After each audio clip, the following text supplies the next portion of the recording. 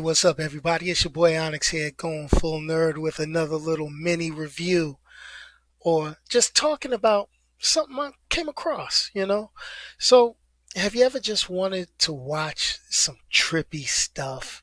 I mean, I'm one of those people that grew up on like old school animated Lord of the Rings, The Hobbit, the heavy metal cartoon movie, and shows on MTV like Aeon Flux, you know. So this brings me to the animated feature I found on Netflix, while I was just kind of looking around for different things called MFKZ. Now, just because I'm putting this video on YouTube and doing it on a podcast, I'm not going to pronounce it like it should be pronounced. But I'm sure you can figure out MFKZ. And if not, go ahead and follow me on Twitter and you'll be able to figure it out and see what's going on and what the real title is. But here's the thing, make no mistake. This is 100% adult animation. And I got to give you the warning, if you let a kid even sniff a piece of this video, meaning the actual movie MFKZ, you might need to check yourself. I'm just putting it out there. That's just how that goes down. So what I am going to say though, there are spoilers ahead. So if you had any plans on watching this before I tell you a little bit about it or even tell you about it, pause this video right now, watch it, then come back and hear what I'm talking about. So let me just go ahead. I'm going to give you that moment of silence so you can pause it. Okay, we're done now, folks. So let me run this film down for you. Okay, it starts off, it's a young woman carrying a baby, and she's chased by these men in black, these black suited men. And then the men get killed by a dog who ends up having tentacles come out his body. The woman manages to hide the baby in a dumpster before getting herself killed by like the leader of these men in black. All right. So now the film then picks up years later.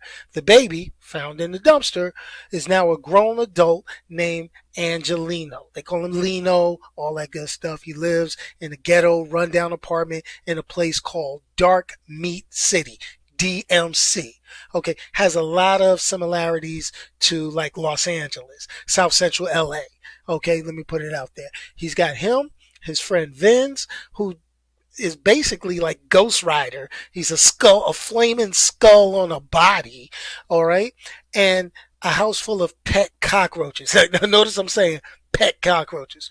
But anyway, he's a pizza delivery guy, and he's distracted by this beautiful girl. Now you got to look at the animation style. I mean, if you look at it, it's got that kind of Japanese animation style to it, but it also looks like kind of like graffiti, West Coast graffiti. So he sees this beautiful young woman, and we find out later her name is Luna, okay? He, he then gets hit by a truck, and this basically gives him headaches, and he starts seeing crazy things. Kind of like, you remember They Live with Rowdy Piper? He starts seeing things like shadows and all that good stuff. And then the next thing you know, he's being chased by these men in black now as an adult. So then the story switches. It switches. It's crazy. Then you see these luchadors, okay? The masked Mexican wrestlers. You see, I'm telling you, this is going all over the place. It's a straight trippy. All right. And they're talking about a vision that he had, about a potential evil that they must combat, like they this secret society that's been protecting the world forever. And then they are found by those men in black who, it's just crazy. All right. Gunfights, gangs, and all this is crazy. But anyway, get back to Angelino. All right. Him and his boy Vince, I call him big headed Ghost Rider Chibi. And, they meet up, they see the girl who basically is popping in the restaurant they always frequent. And basically they just start getting chased and then they get captured. I mean, It is just completely out of control. But here goes the storyline, folks. Here it goes. Angelino is actually an alien hybrid between a human and an alien race bent on taking over the earth. Okay, so basically, they're doing this thing. I don't know if this movie had a message about global warming because the aliens are terraforming it to keep it warm because they are, weakest when it's cold and things like that. Then all of a sudden, these luchadors show up and then they're fighting the aliens and fighting the men in black. They're trying to protect Angelino, but Angelino and his boy Vince got to go back and, you know, protect their boy who got captured by the men in black, and then one of the guys had want to get revenge because Angelino was weighing their ass out and all this stuff. Yo, it is all over the place. Drove me crazy. But the bottom line is, yeah, Angelino saves the day. You know, you would think he gets the girl, but the movie has a twist in it where he doesn't get the girl. He finds out the girl is a hybrid creature like himself, except she looks more human than alien.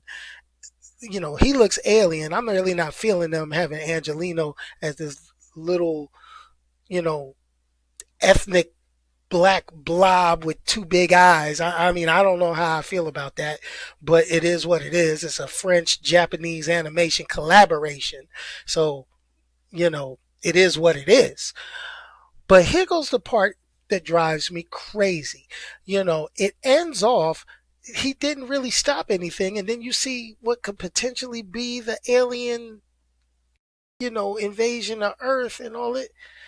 Dude, it left me more of a headache than anything else. Now, I'm not going to sit here and call it bad. It actually won some animation awards. And if you look at the animation in it, the animation is actually pretty damn good. The artwork is slamming. It also got like kind of an all-star cast. I mean, when you got people like Michael Chiklis, Giancarlo Esposito, Big Brother Almighty, or what's his name from The Mandalorian, a Moff, whatever, the Dark Blade. But anyway, and then you got RZA in it as one of the gang leaders, Danny Trejo as one of the main villains. So you got, a little bit of, a star-studded cast in this. This was actually created back in 2017. So, it's been around for a minute. It just kind of popped up on Netflix, slid under the radar. It's all good. But the bottom line about this is pretty much a stoner's dream in terms of plot and depiction on screen.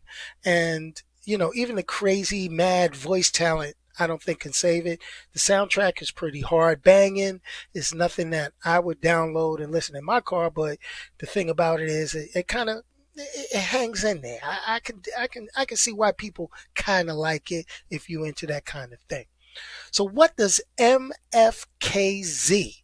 You know what I want to call it. You know what I want to call it.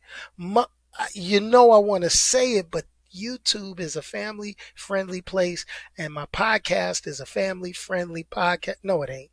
But anyway, I'm not going to say it. But what do I give it?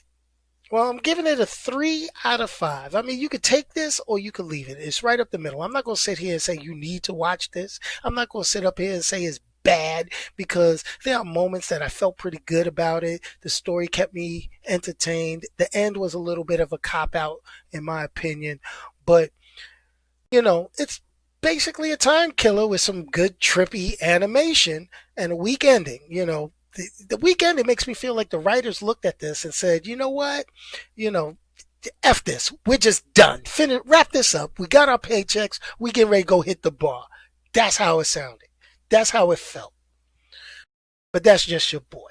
I think I'd rather go watch some Bugs Bunny or Woody Woodpecker to cleanse my eyeballs and my cartoon palette. Maybe go watch Steven Universe or something.